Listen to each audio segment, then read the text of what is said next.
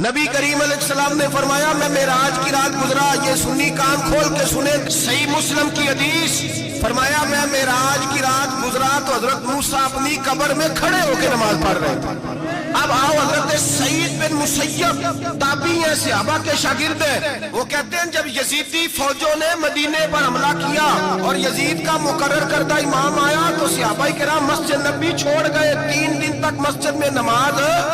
کہا ہم یزیدی امام کے پیچھے نماز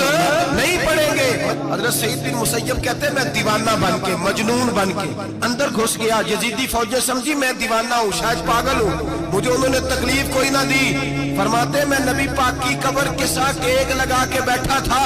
زور کا وقت ہوا تو میں رونے لگ گیا، اب میں نماز کیسے پڑھوں گا، اذان کا کیسے پتہ چلے گا؟ آپ فرماتے ہیں مجھے اللہ کی عزت کی قسم جب اذان کا وقت ہوا تو نبی پاک کی قبر سے اذان کی آواز آنے لگی۔ فرماتے ہیں جب جماعت کا وقت ہوا تو حضور کی قبر سے اقامت کی آواز آئی، پھر جماعت کی آواز آئی اور میں نے اپنے نبی کے پیچھے زور کی نماز ادا کی۔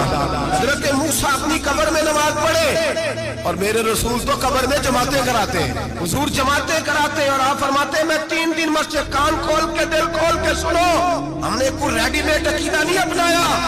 ہم کوئی دائیں بائیں سے پکڑ کے نہیں لے آئے کہ وہ فلاں آیا تھا بہت بڑا، اس نے جبہ کبہ پہنا تھا تو اس کے پیچھے لگ گئے۔ ہم کسی کو نہیں مانتے، ہم تو مانتے ہیں رسول اللہ کے غلاموں کو، ہم تو مانتے ہیں صحابہ کو۔ ہمیں حضرت سعید بن مسیب بتا گئے ہیں کہ جو کہے تجھ کو مردہ وہ مردہ ہے واللہ، تو زندہ ہے واللہ، تو زندہ ہے واللہ، تو زندہ ہے واللہ، میری چشم عالم سے چھپ جانے والے میرے رسول کریم صلی اللہ علیہ وسلم نے فرمایا موسیٰ اپنی قبر میں کھڑے ہو کے نماز پڑھ رہے تھے۔ حضرت موسیٰ اگر زندہ ہے تو جو موسیٰ کے بھی امام ہے۔